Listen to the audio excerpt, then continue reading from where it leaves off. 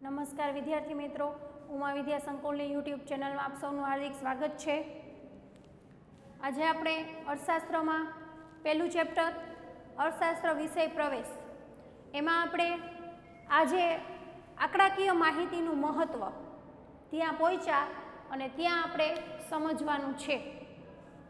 हवे एनी पहेला आपणे केटला पॉइंट जोया हता तो के पहेला चेप्टर में आपणे प्रस्तावना जोई हती, अर्थशास्त्रनो अर्थ जोयो तो, अर्थशास्त्रनु भारतीय चिंतन, पश्चिम में अर्थशास्त्रनो उद्भव और विकास, 4 एडम स्मिथ, मार्शल रॉबिन्स ने सेम्युएल्से आपेली अर्थशास्त्रनी व्याख्या, आर्थिक प्रवृत्ति और बिनार्थिक प्रवृत्तिनो तफावत, एकमलक्षी और समग्रलक्षी अर्थशास्त्र। आजे आर्थिक माहितीनु महत्व, आर्थिक माहितीनी रजूआत, आर्थिक माहितीनी रजूआत, आर्थिक माहितीनु महत्व, आंकड़ा द्वारा आंकड़ाकीय माहितीनु महत्व आपणे समजवानुं छे। पहला आपणे अर्थशास्त्र एटले शुं, अर्थ एटले शुं, नाणुं, आ वात करी हती। पछी आपणे एनो पश्चिम अर्थशास्त्रनो उद्भव और विकास थयो हतो। एडम स्मिथ, मार्शल रॉबिन्स, सेम्युएल्से आपेली व्याख्या जोई हती आपणे। आर्थिक प्रवृत्ति और बिनार्थिक प्रवृत्तिनो तफावत जोयो हतो। एकमलक्षी अर्थशास्त्र और समग्रलक्षी अर्थशास्त्र विषे जोयुं। हवे आपणे आंकड़ाकीय माहितीनुं महत्व, आर्थिक माहितीनी रजूआत आपणे फरी एक वखत रिपीट कर लई एटले आपणे याद आवी जाय।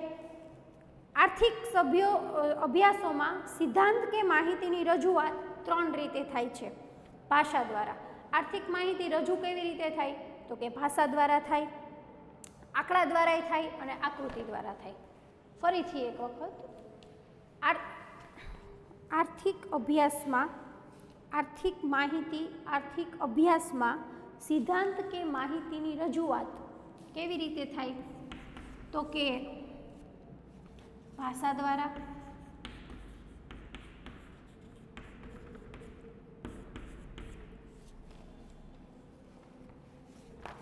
आंकड़ाओ द्वारा,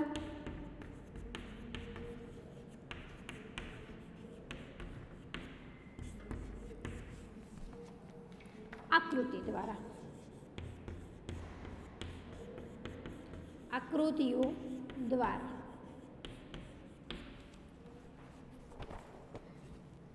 आर्थिक माहितीनी रजूआत 3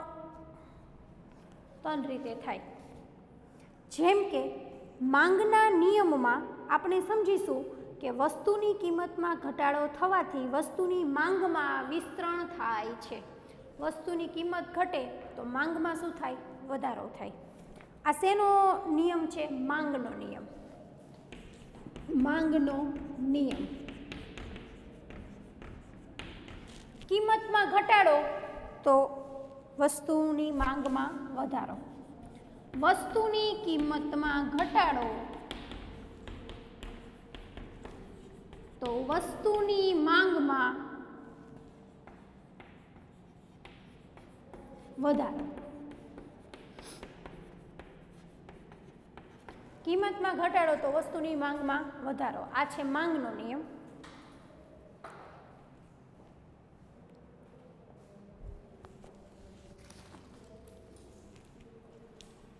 जेम के मांगना नियम में आपणे समजीशुं के वस्तुनी किंमत में घटाडो थवाथी वस्तुनी मांग में वधारो थाय छे। आ थई भाषा द्वारा वर्णनात्मक रजूआत। आ ज वात आंकड़ा में नीचे मुजब रजू करी शकाय। कोठो छे किंमत अने मांगनो।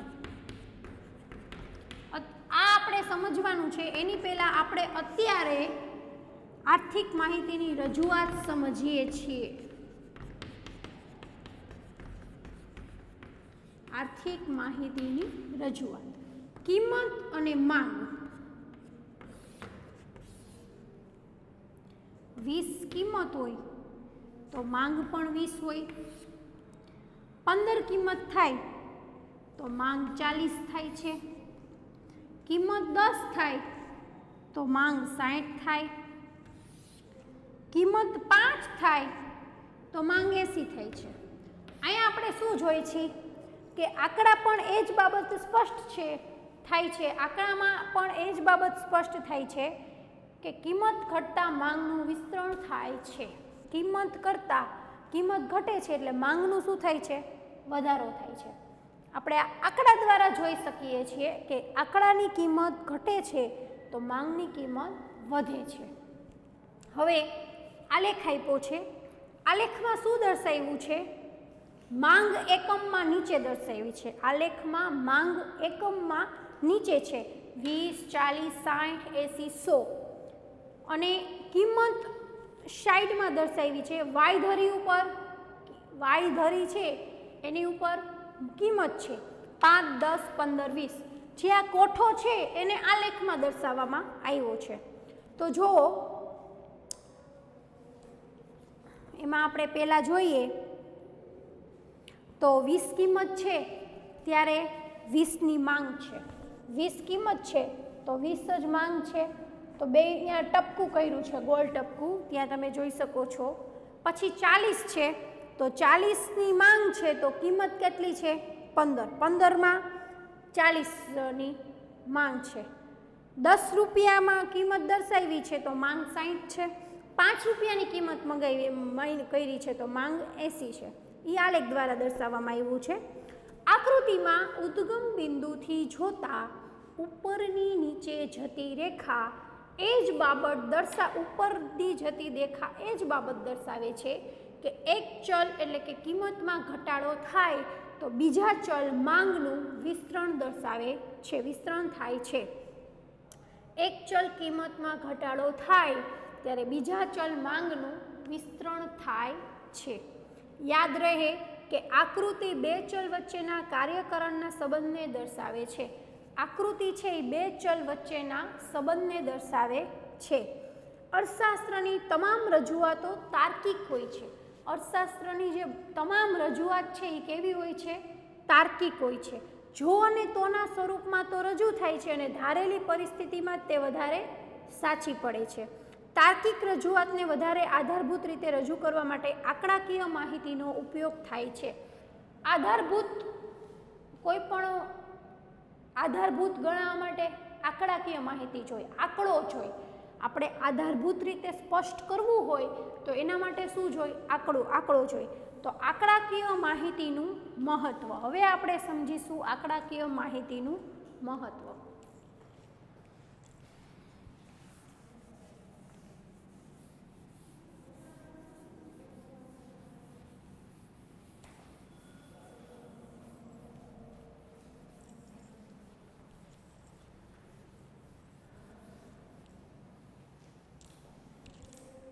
આંકડાકીય માહિતીનું મહત્વમાં સિદ્ધાંતોની આધારભૂતમાં વધારો થાય છે.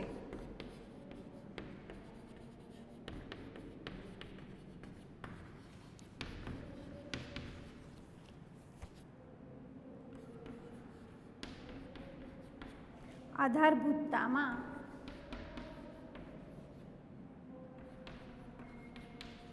વધારો થાય છે. દશા અને દિશાના વલણો જાણવા માટે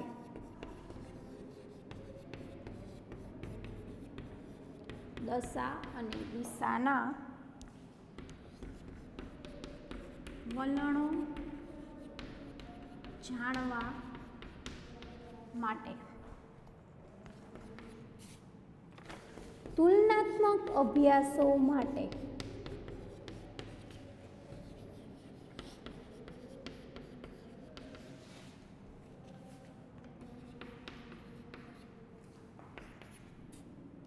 સંક્ષિપ્તમાં રજૂઆત માટે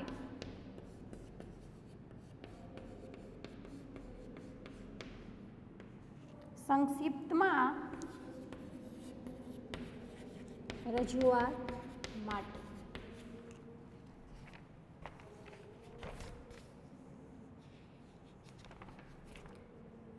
સિદ્ધાંતોની આધારભૂતમાં વધારો થાય છે. આંકડાકીય માહિતીનું મહત્વ. અર્થશાસ્ત્રના બે આર્થિક ચલ વચ્ચેના કાર્યકરણના સંબંધને તપાસીને સિદ્ધાંતો રજૂ કરવામાં આવે છે. બે આર્થિક ચલ હોય, એક્સ ચલ, વાય ચલ. આ સિદ્ધાંતને વ્યવહારમાં ચકાસવા માટે આધારભૂત રજૂઆત માટે આંકડાકીય માહિતી જરૂરી છે. આધારભૂત રજૂઆત કરવી હોય એટલે એના માટે આંકડાકીય માહિતી જરૂરી બને છે. દાખલા તરીકે વરસાદ અને ખેત ઉત્પાદન વચ્ચેનો સંબંધ. વરસાદ અને ખેત ઉત્પાદન વચ્ચેનો સંબંધ, કિંમત અને માંગ વચ્ચેનો સંબંધ, નફા અને ઉત્પાદન વચ્ચેનો સંબંધ, વરસાદ અને વરસાદ કેટલો આવ્યો, ખેત ઉત્પાદન કેટલું થયું, કિંમત કેટલી, માંગ કેટલી, નફો કેટલો, ઉત્પાદન કેટલું. આના માટે આંકડાકીય આધાર સાથે રજૂ થાય છે. આંકડો છે એ આધાર સાથે રજૂ થાય ત્યારે જ વિશ્વસનીય બને છે, ત્યારે જ આપણને વિશ્વાસ આવે છે.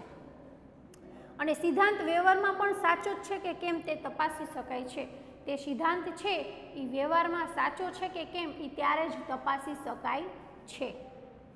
દશા અને દિશાના વલણો જાણવા માટે આંકડાકીય માહિતી ક્યાં જરૂરી છે? તો પહેલો સિદ્ધાંત તો કે વરસાદ અને ખેત ઉત્પાદન વચ્ચે, નફો અને ઉત્પાદક વચ્ચે, કિંમત અને માંગ વચ્ચે આંકડાકીય જે આધારભૂત આપણો પુરાવો શું ગણાય? આંકડાકીય માહિતી. દશા અને દિશાના વલણ જાણવા માટે સમગ્ર અર્થતંત્ર કે તેના કોઈ એક ક્ષેત્રના વલણો કયા પ્રકારના છે, કઈ દિશામાં છે, તે આંકડાઓ દ્વારા જાણી શકાય છે. કઈ દિશામાં છે, કયા પ્રકારના છે, તે કેવી રીતે જાણી શકાય? આંકડા દ્વારા. રાષ્ટ્રીય આવકમાં ખેતીના હિસ્સાનું પ્રમાણ ઘટતું જાય છે. રાષ્ટ્રીય આવક હોય એમાં ખેતીના હિસ્સાનું પ્રમાણ ઘટતું જાય. ભારતની આયાતોમાં વધારો થાય છે. ભારતની આયાતોમાં વધારો થાય છે. અર્થતંત્રમાં નાણાં પુરવઠો વધી રહ્યો છે. અર્થતંત્રમાં જે નાણાં પુરવઠો છે તે વધી રહ્યો છે. તે વલણો આંકડા દ્વારા જ જાણી શકાય છે. ભારતની આયાતોમાં વધારો થાય તો એ આપણે જાણવું હોય તો આંકડા દ્વારા જ જાણી શકીએ. આંકડા દશા અને દિશા બે વર્ણવે છે. અર્થતંત્ર કઈ દિશામાં જઈ રહ્યું છે, કયા દેશ સાથે તેના આર્થિક વ્યવહાર વધી રહ્યા છે, કયા ક્ષેત્રમાં તેનું ઉત્પાદન વધી રહ્યું છે, કયું ક્ષેત્ર રોજગારી આપી રહ્યું છે, આ તમામ દિશા આંકડાકીય માહિતી પરથી રજૂ થાય છે. આ બધી દિશા છે કે કયા દેશના તેના આર્થિક, ભારતમાં કયો દેશ આર્થિક વ્યવહાર વધી રહ્યા છે, કયા દેશ સાથે આપણા આર્થિક વ્યવહાર વધી રહ્યા છે, પછી કયા ક્ષેત્રમાં ઉત્પાદન વધી રહ્યું છે, કયું ક્ષેત્ર રોજગારી આપી રહ્યું છે. આ તમામ દિશા જાણવા માટે આંકડાકીય માહિતી જરૂરી છે. આંકડામાં ટૂંકમાં માહિતી દર્શાવવી. તુલનાત્મક અભ્યાસ માટે આંકડાકીય માહિતીનો ઉપયોગ તુલનાત્મક અભ્યાસ માટે ખૂબ મહત્વનો છે. કેવી રીતે? સ્થળ અને સમયની તુલના આંકડા દ્વારા જ થાય છે. સ્થળ અને સમયની તુલના કેવી રીતે થાય? આંકડા દ્વારા. ભારતમાં 1951ની તુલનામાં 2015માં આપણે ત્યાં આર્થિક ક્ષેત્રે કેટલા પ્રમાણમાં ફેરફાર થયા તથા દુનિયાના અમેરિકા, ચીન, બ્રિટનની તુલનામાં આપણે ક્યાં છીએ તે જાણવા માટે શેનો ઉપયોગ થાય? આંકડાનો. 1951થી માંડી અત્યારે 2015માં સુધી આપણે આર્થિક ક્ષેત્રે કેટલા ફેરફાર કર્યા આ દુનિયામાં ચીન, અમેરિકા, બ્રિટન તુલનામાં આપણે ક્યાં છીએ તે જાણવા માટે આ બધાની તુલનામાં ચીન, અમેરિકા, બ્રિટન આ બધાની તુલના આપણે કરી તો આપણે ક્યાં છીએ એ જાણવા માટે આપણે શેનો ઉપયોગ કરવો પડે? આંકડાકીય માહિતીનો. ટૂંકમાં આંકડાકીય માહિતી છે એ જરૂરી બને છે. સંક્ષિપ્તમાં રજૂઆત માટે આર્થિક અભ્યાસોમાં લાંબા વર્ણનો કરતા આર્થિક બાબતોની સંક્ષિપ્ત રીતે પ્રતિકાત્મક રજૂઆત માટે આંકડાકીય માહિતી અને આલેખો ખૂબ મહત્વના છે. સામાન્ય માણસ પણ સમજી શકે તે રીતે રજૂઆત થતી આંકડાકીય માહિતી તુલનાત્મક વલણ અને સિદ્ધાંતની સચોટ છતાં ટૂંકમાં રજૂઆત કરે છે અને આલેખો પ્રથમદર્શીય સમજૂતી આપે છે. આલેખ દ્વારા જે માહિતી મળે એ સમજૂતી મળે છે. આલેખમાં આંકડા દ્વારા જ માહિતી મળે છે અને સંક્ષિપ્તમાં એની રજૂઆત થઈ શકે. કોના દ્વારા? આંકડા દ્વારા.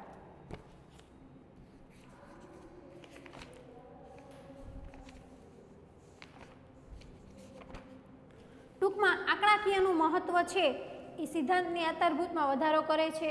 દશા અને દિશાના વલણો જાણવા માટે, તુલનાત્મક અભ્યાસ માટે અને સંક્ષિપ્તમાં રજૂઆત માટે.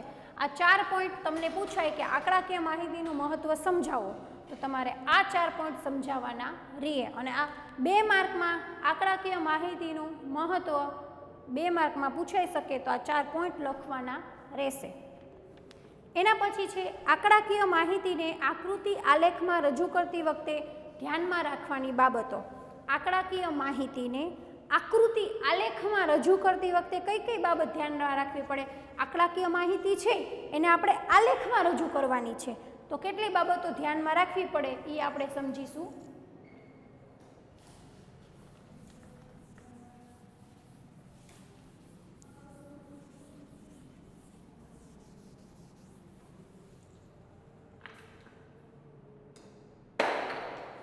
આંકડાકીય માહિતીને આકૃતિ આલેખમાં રજૂ કરતી વખતે ધ્યાનમાં રાખવાની બાબતો: અર્થશાસ્ત્રીય રજૂઆતોમાં સંશોધનના તારણમાં સિદ્ધાંતના ફલિતાર્થોની વિશ્વસનીયતાનો આધાર આંકડાકીય રજૂઆત છે. આંકડાકીય પ્રાપ્ત વિગતને આલેખ કે આકૃતિમાં પ્રતીકમાં આકર્ષક સ્વરૂપમાં રજૂ કરી શકાય. આલેખ કે આકૃતિ માહિતીને સરળ રીતે સમજાવે છે. કોઈ પણ માહિતીને સરળ રીતે શું સમજાવી શકે? આલેખ અથવા આકૃતિ. પરંતુ તે રજૂ કરતી વખતે કેટલીક બાબતો ધ્યાનમાં રાખવી જરૂરી છે, જે પૃષ્ઠ 6 ઉપર દર્શાવ્યા મુજબ છે. પાના નંબર 6 ઉપર દર્શાવ્યું છે. વિશ્વસનીય પ્રાપ્તિ સ્થાન: આર્થિક સિદ્ધાંતો કે તારણો જેના આધારે આપવામાં આવ્યા છે તે આંકડાકીય માહિતીના પ્રાપ્તિ સ્થાન વિશ્વાસ અને સર્વમાન્ય હોય તે વિશ્વાસ્ય હોવા જોઈએ. આંકડા છે એ વિશ્વસનીય અને સર્વમાન્ય હોય તે ઇચ્છનીય છે. જેમ કે ભારતની આર્થિક સ્થિતિ દર્શાવવા માટે રાષ્ટ્રીય સર્વે, વિશ્વ બેંકનો રિપોર્ટ, કેન્દ્ર સરકારની આંકડાકીય સંસ્થા વગેરે આંકડા આધારભૂત ગણવામાં આવે છે. તો આ આંકડા છે એ સાચા હોવા જોઈએ. આપણે ભારતની રાષ્ટ્રીય સર્વે, વિશ્વ બેંકનો રિપોર્ટ જાણવો હોય, કેન્દ્ર સરકારની આંકડાકીય સંસ્થા વગેરેના આંકડા કેવા હોવા જોઈએ? વિશ્વસનીય હોવા જોઈએ. તો જ આપણે એને આધારભૂત ગણવામાં આવે છે. એના આંકડા જ વધારે આધારભૂત ગણવામાં આવે છે. એ આપણે એનું ધ્યાન રાખવું પડે. સ્વતંત્ર અને પરતંત્ર ચલ: બે કે તેથી વધુ ચલો વચ્ચેનો સંબંધ આલેખ કે આકૃતિમાં રજૂ થાય ત્યારે યાદ રાખવું જોઈએ કે સ્વતંત્ર ચલને આડી ધરી પર, સ્વતંત્ર ચલ છે ને આડી ધરી પર આધારિત ચલોને પરતંત્ર ચલને ઊભી ધરી પર માપવામાં આવે છે. દાખલા તરીકે દેશ, વર્ષ, વરસાદ એ સ્વતંત્ર ચલ છે, એને આડી ધરી પર. દેશ, વરસાદ અને વર્ષ એ આડી ધરી પર. જ્યારે વસ્તી, આવક, ઉત્પાદન એ પરતંત્ર ચલ છે. દેશની વાત કરી, વર્ષની વાત કરી, વરસાદની વાત કરી તો આડી ધરી પર સ્વતંત્ર ચલ છે. જ્યારે વસ્તીની વાત કરી, આવકની વાત કરી, પરતંત્ર છે, બદલાતું રહે છે, એ પરતંત્ર ચલ છે. બે ચલ વચ્ચેના કાર્યક્રમના સંબંધમાં એક ચલ કારણરૂપ હોય છે. દાખલા તરીકે વર્ષ સ્વતંત્ર ચલ છે તો OX ધરી પર દર્શાવાય છે. OX ધરી પર શું દર્શાવાય છે? વર્ષ સ્વતંત્ર ચલ છે. શું છે? સ્વતંત્ર ચલ. OX. ઉત્પાદન એ પરતંત્ર ચલ છે. ઉત્પાદન શું છે? પરતંત્ર ચલ છે. OY તે OY ધરી પર દર્શાવાય છે. સ્કેલ માપની પસંદગી કરવી. એના પહેલાં આપણે જો કે અર્થશાસ્ત્રમાં માંગના નિયમની રજૂઆતમાં કારણરૂપ પરિબળ કિંમત ઊભી ધરી પર, કારણરૂપ પરિબળ કિંમત છે એ ઊભી ધરી પર અને આધારિત પરિબળ માંગ છે, માંગ આડી ધરી પર અને કિંમત ઊભી ધરી પર દર્શાવવાની હવે પરંપરા થઈ ગઈ છે. 1.8.3 સ્કેલ માપની પસંદગી કરવી. આંકડાઓને આકૃતિમાં યોગ્ય રૂપમાં ગોઠવવા માટે યોગ્ય સ્કેલ માપ મેળવવા પડે છે. આંકડાઓને આકૃતિમાં યોગ્ય રૂપમાં ગોઠવવા માટે સ્કેલ માપ મેળવવા પડે. દાખલા તરીકે સમયને લગતી બાબત હોય તો 10 વર્ષ માટે એક સ્કેલ નક્કી કરીને તેની રજૂઆત થાય છે. 10 વર્ષ માટે એક સ્કેલ નક્કી કરીને તેની રજૂઆત થાય છે. એકવાર જે સ્કેલ માપ નક્કી કરો એ આપણે રજૂઆતમાં જાળવવું પડે છે. એકવાર તમે જે સ્કેલ માપથી નક્કી કરો તો એ માપ જાળવવું પડે. દાખલા તરીકે 1 ઇંચ બરાબર 5 વર્ષ નક્કી કરો તો દરેક 5 વર્ષનો વધારો બતાવવા માટે પણ 1 ઇંચ પ્રમાણે આગળ વધવું પડે. 1 ઇંચ બરાબર 5 વર્ષ તો દરેકમાં ઇંચમાં વધારો કરવા માટે 5 વર્ષનો વધારો કરવા માટે ઇંચ પ્રમાણે પણ આપણે આગળ વધવું પડે.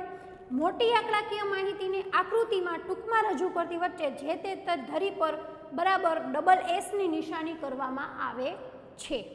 ટૂંકમાં આંકડાકીય માહિતી રજૂ કરવી હોય તો આ 3 બાબતો ધ્યાનમાં રાખવી પડે.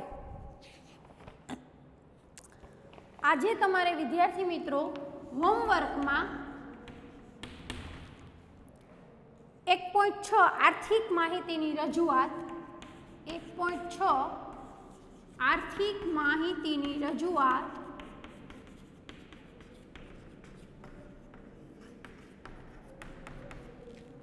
માહિતીની રજૂઆત છે લખવું. કોઠો અને આકૃતિ સહિત. હોમવર્કમાં કોઠો અને આકૃતિ સહિત આર્થિક માહિતીની રજૂઆત છે એ કોઠો અને આકૃતિ સહિત લખવાનું રહેશે, જેમાં તમારે માહિતી રજૂઆત 3 રીતે થાય: ભાષા દ્વારા, આંકડા દ્વારા, આકૃતિઓ દ્વારા. પછી એનો કોઠો આપ્યો છે અને એનો આલેખ આપ્યો છે તમને, એ તમારે હોમવર્કમાં લખવાનો રહેશે. આજે આપણે કેટલું સમજ્યા? તો આર્થિક માહિતીની રજૂઆતમાં ભાષા દ્વારા, આંકડા દ્વારા અને આકૃતિઓ દ્વારા. પછી આંકડાકીય માહિતીનું મહત્વ સમજ્યા આપણે. આંકડાકીય માહિતીનું મહત્વ 4 પોઈન્ટ છે એના: સિદ્ધાંતની આધારભૂતમાં વધારો, દશા અને દિશાના વલણો જાણવા માટે, તુલનાત્મક અભ્યાસ માટે અને સંક્ષિપ્તમાં રજૂઆત માટે. એના પછી આપણે સમજ્યા આંકડાકીય માહિતીને આકૃતિ આલેખમાં રજૂ કરતી વખતે ધ્યાનમાં રાખવાની બાબતો. એના 3 પોઈન્ટ છે જે છેલ્લે આપણે સમજ્યા: વિશ્વસનીય પ્રાપ્તિ સ્થાન, સ્વતંત્ર અને પરતંત્ર ચલ અને સ્કેલ માપની પસંદગી કરવી. હવેના નેક્સ્ટ લેક્ચરમાં આપણે આંકડાકીય માહિતીની આકૃતિ કે આલેખમાં રજૂઆત, આંકડાકીય માહિતી છે એની આકૃતિ કે આલેખમાં રજૂઆત આપણે આવતા પીરિયડમાં સમજવાનું રહેશે. આંકડાકીય કે આલેખની રજૂઆત છે એ આપણે આવતા પીરિયડમાં સમજીશું.